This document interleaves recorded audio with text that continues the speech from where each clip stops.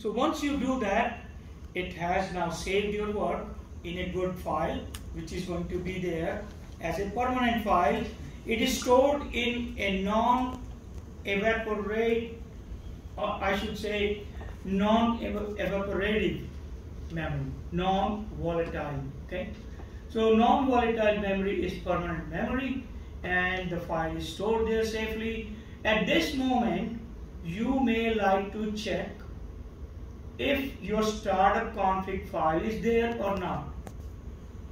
For looking at your computer settings, your device settings, your switch, your router, the command to look at something, to view it, is show. So let's type show.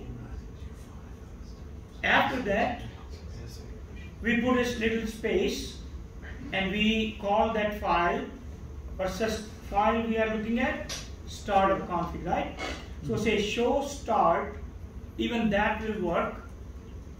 Any file name or any command, when you type at least some initial part of it, a few characters, and those characters can uniquely identify an object, it will take it. Cisco IOS is happy, right? So if you already have the word start, you hit enter, and hopefully you will have no error message, right? And your startup config file is now being shown there. So go scroll down with your space key. If you scroll down with your enter key, it will scroll down one line at a time, okay? How much? Only one line at a time. And if you imagine there are 100 lines in some file, you will be doing a lot of enter. Spaces and all. If you want to see a whole screen full loaded the next time, because only a screen full can fit at this time, so use the space bar. Now it will go screen full to screen full, right? Nice. So go ahead, hit the space bar a few times and hit it as many times until you see the prompt. Once you see the prompt, your entire file has been shown. If you want to view what is there inside your file, you can go with your up arrow, page up, try that. Which one works for you?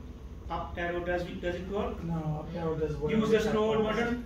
Yeah, you have to actually use the mouse. You can use the mouse. I think up arrow only works for command remembering. It goes up and down, right? So my friends, if you want to look inside your file that is being shown, you can use your mouse button, scroll button. It can take you to the start of the file, inside the file, and the end of the file, okay? So we did the first part already, part 3 now. Access a Cisco router this time, and they're trying to use a mini USB. We are not worried about that. Can you please do one thing, my friends? Kevin, you are rightly placed there. Sure. And if you can now move the console cable from the switch to the router that is on top, and find a power cord.